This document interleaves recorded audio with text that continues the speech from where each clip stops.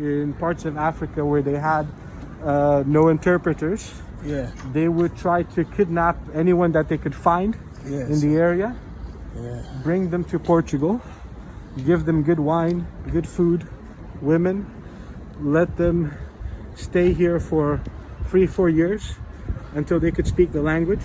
Oh, so they will learn the language from them. Yeah, and then they would come back with them and guide them.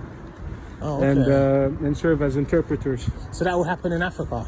Well, they would take them and bring from Africa, bring them to Portugal, Okay, and then learn the languages basically. and then exactly assimilate them, and then use them later as guides and interpreters. Oh, yeah. Because if some parts of Africa you could find a lot of Arab speakers and Arab interpreters.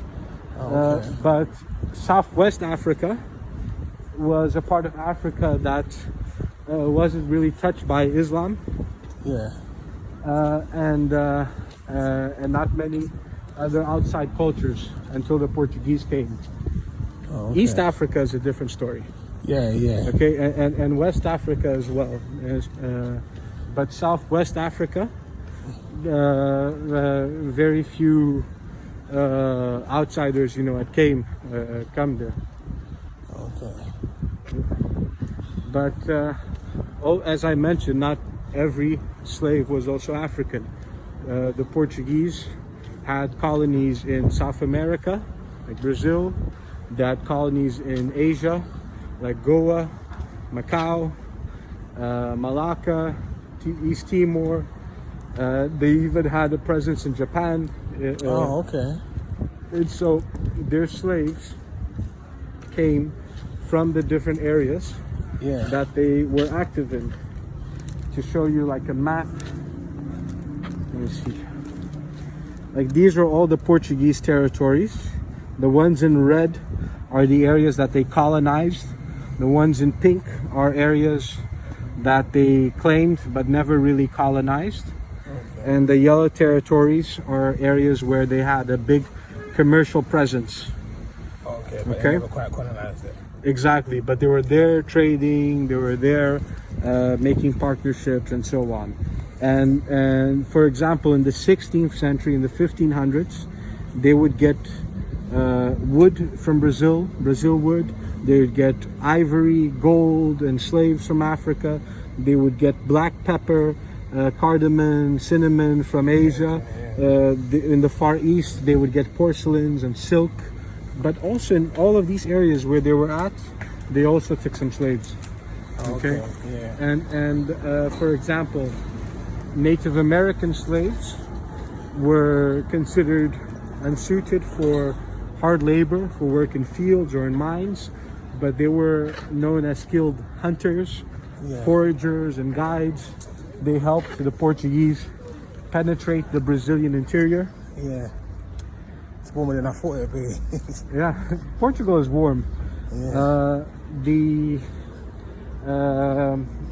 African slaves were considered more robust, stronger, better suited for hard labor, for work in mines and fields. Asian slaves were considered to be intelligent, more obedient, and the women were sought after as sex slaves as well. And they traded in Chinese and Japanese slaves. Okay. So how would they interpret one's intelligence from slavery? Because obviously you've got many different kinds of people. It's the stereotypes. It's the racial it's solely based on racial stereotypes that they had from the different people that they encountered. Oh, okay. You'd also be interested to know that it's around this area that the city of Lisbon has chosen to erect a monument for the history of the slave trade, to honor the memory of the victims of the slave trade. They still haven't erected it. They've planned it out. They had a committee. Oh, so they reckon they're going to build it, but they're gonna. From what I read, they're planning to make a row of sugarcane to represent the fields. Oh, okay. So it's going to be in this area. Spoiled. Will be in this area.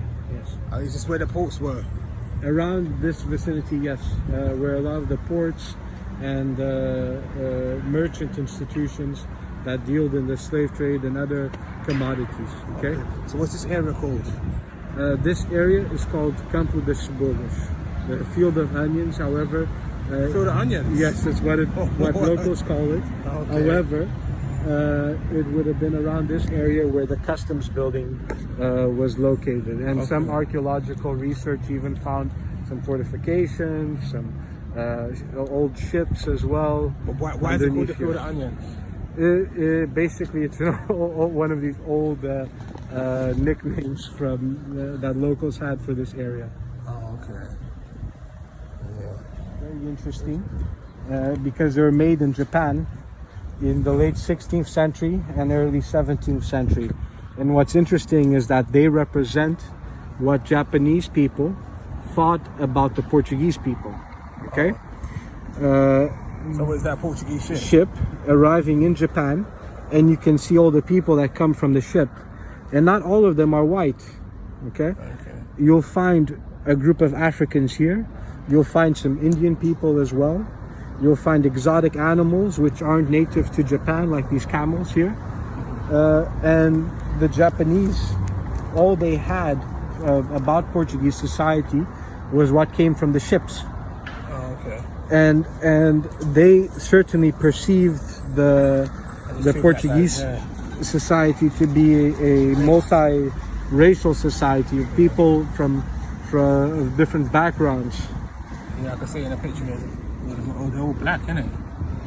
Almost all of them are black. You will find something that's common.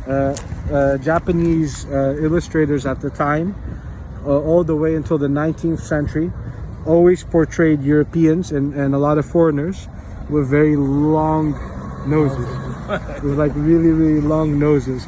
So there could be Portuguese, Dutch, American. They would always have like really long noses, the Europeans.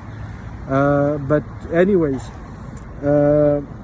it was also in the around this period where you hear the story of African samurai called Yasuke, and he came as first to Japan as a slave owned by a Jesuit missionary.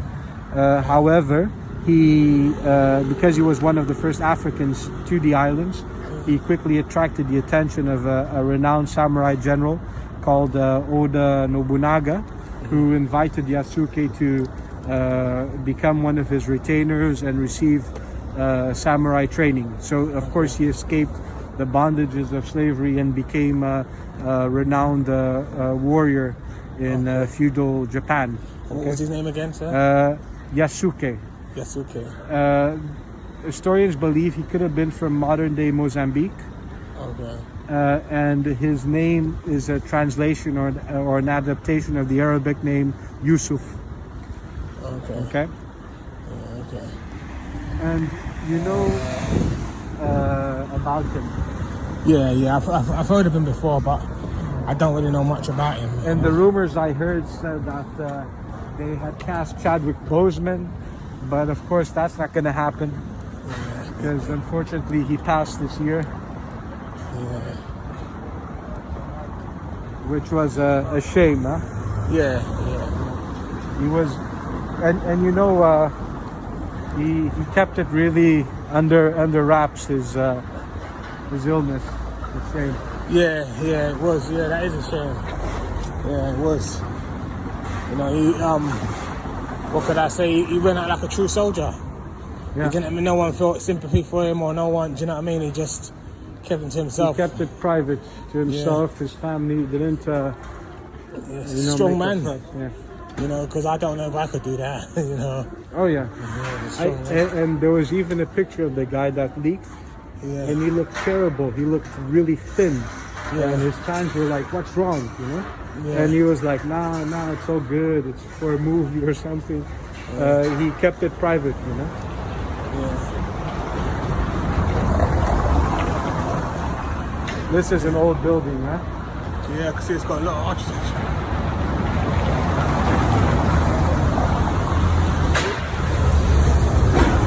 Basically, The facade of the building is from the 16th century. Inside is a church from the 18th century.